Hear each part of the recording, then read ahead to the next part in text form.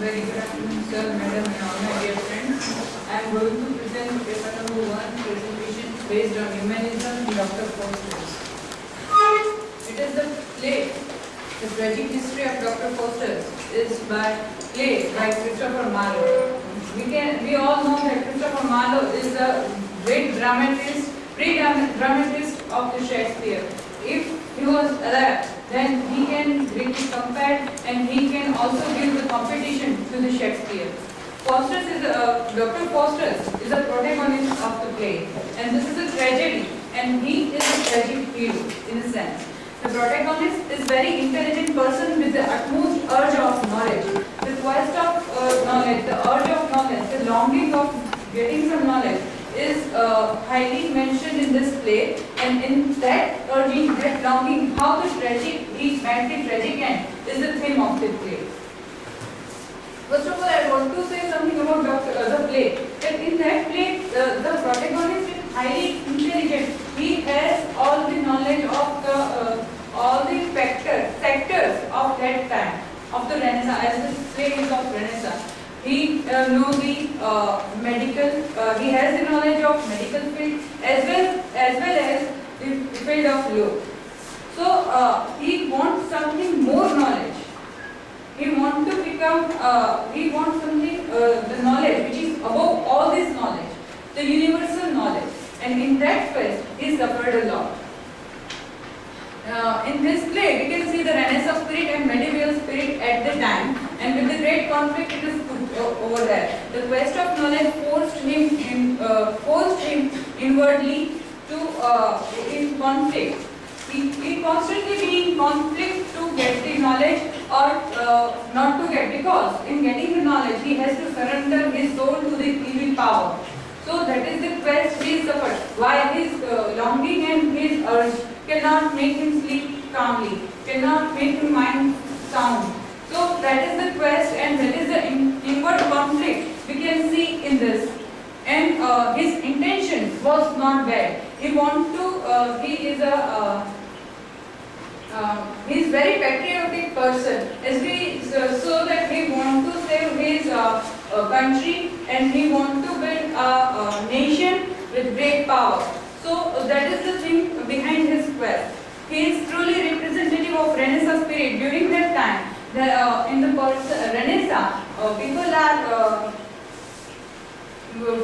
filled with the feelings of adventure and getting knowledge. They are very adventurous, and during that Renaissance time, they have started the voyages overseas. So that is the time which is reflected very well in this character, because his mindset and his soul both are willing to become a most intelligent person, and also have the adventurous nature. He had sold his soul to Mephistopheles. Mephistopheles is the slave of the evil power which is laid in the hell, right? So here Mephistopheles represents a person who misled him for the knowledge, and he gave him power, knowledge, and all the things. But in that, he has to sold his soul. So the value of the knowledge, we can post the value of the knowledge, that knowledge which is equivalent to the superiority or universal truth is equivalent to human body soul, and it is sold to the evil power. And Mephistopheles is a mediator between evil power and the human purified soul. And we can see that how it imposed himself to the mind of Dr. Faustus, how he tempted him to continuously move towards that evil aspects. Mephistopheles sometimes showed us the conflict in human mind. So sometimes what happens that our longing, our urge is so powerful that we are not hesitate to take it wrong way, to achieve it in wrong way. For example, to getting good marks in examination, we are going to be inspired to ask our classmates, because whatever way we achieve it. So that is the thing happens with Dr. Faustus also. And Mephistopheles, when he is hesitated when he is hesitated to take that signed paper, contract paper, it shows that it is conflict between his inner goodwill and his inner bad will. So Mephistopheles itself is a symbolic character in Dr. Faustus. When he had the bad angel, he also had bad angel to warn him and repent him. So and also when he is going to doing something bad, two angels were appeared. One is good one is bad one. So here we have the question why the need of bad angel is there where Mephistopheles himself was presented there. So it is the question struck into my mind when I was reading Dr. Faustus. Then what is the need of bad angel when there is a good angel, when there is the presence of Mephistopheles already there? So that is it shows that when we are doing something wrong, it is quite powerfully pull us towards them rather than in good way. And good will always defeated in all that things. And knowledge which came from wrong way drawn him to mean and superficialism and necromancy. Superficialism means it kills his spirituality, it kills his goodness, it kills his willingness to do something good for his nation, his people and all other things. So it shows that it becomes a superficial and doing the magic for just for the faith, not for anything else. We're just doing the magic to entertain the people, right? What we called it the popularism. Right now we can call it the popularism in ethics. Two conflicts we can see in the literature also. So same conflict we can see in the character of Dr. Faustus, that when he was a great urchin, he has not knowledge. At that time he was very ethical and very disciplined and intellectual person. While after getting the knowledge, he just throw down himself from that.